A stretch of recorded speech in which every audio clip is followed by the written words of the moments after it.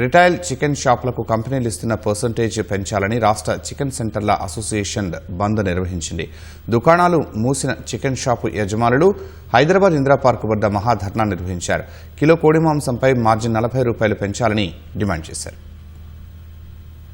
రాష్ట్ర వ్యాప్తంగా చికెన్ దుకాణాలు మూతపడ్డాయి. పౌల్ట్రీ కంపెనీలు ఇచ్చే మార్జిన్ పెంచాలంటూ చికెన్ దుకాణదారులు రోడ్డెక్కారు. గతంలో కిలో కోడి మాంసానికి ₹36 పర్సెంటేజ్ ఇస్తూ ఉండగా ప్రస్తుతం 26కు తగ్గించారని రాష్ట్ర చికెన్ సెంటర్ల అసోసియేషన్ బంద్కు పిలుపునిచ్చింది.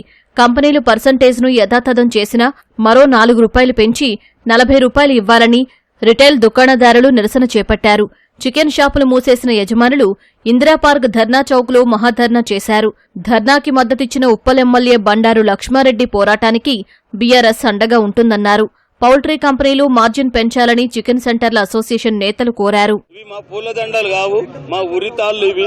దీన్ని దృష్టిలో పెట్టుకోనన్నా దీనిపైన గవర్నమెంట్ దృష్టి కేంద్రీకరించి మాకు చికెన్ షాప్ రిటైల్ సంస్థలకు ఒక న్యాయమైన రేటుని ప్రకటిస్తాయని కోరుతూ మీరు మా మార్జిన్ వచ్చే విధంగా మాకు సహకరించాలని, మీలో మమ్మల్ని ఒకరిలా కలుపుకోపోవాలని మేము మీడియా ముఖంగా మీకు తెలియజేస్తున్నాం.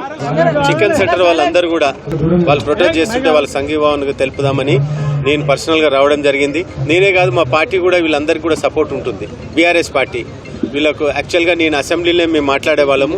ఆ రోజు మేము సస్పెండ్ అయినాం కాబట్టి అది నేను మాట్లాడలేకపోయినాను. డెఫినెట్ గా వీళ్ళకి సంబంధించిన వీళ్ళ కోరికలు ఏమున్నాయో, ఏదైతే వీళ్ళకి కమిషన్ తగ్గించిండ్రో అది పెంచేదాకా, మార్జిన్ పెంచేదాకా మేము కూడా ప్రొటెస్ట్ లో మేము డెఫినెట్ గా వీళ్ళు ఎప్పుడు కూర్చుంటే ఆ రకంగా వాళ్ళతో కూర్చుంటాం, వాళ్ళకి పనిచేస్తా అని చెప్పి కోరుకుంటున్నాను.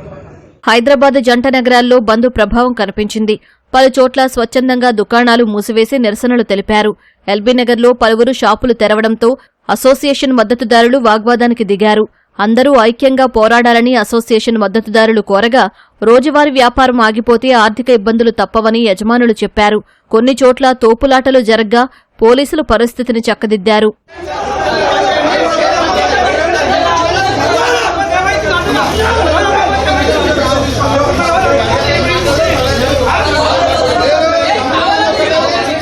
జిల్లాల్లో చికెన్ షాపులను యజమానులు మూసివేశారు. దుకాణాల అద్దెలు, సిబ్బంది జీతాలు, విద్యుత్ బిల్లులు పెరగడంతో తీవ్ర ఇబ్బంది పడుతున్నట్లు చెప్పారు. ఇప్పటికైనా పౌల్ట్రీ కంపెనీలు తమ సమస్యను అర్థం చేసుకోవాలని విజ్ఞప్తి చేశారు.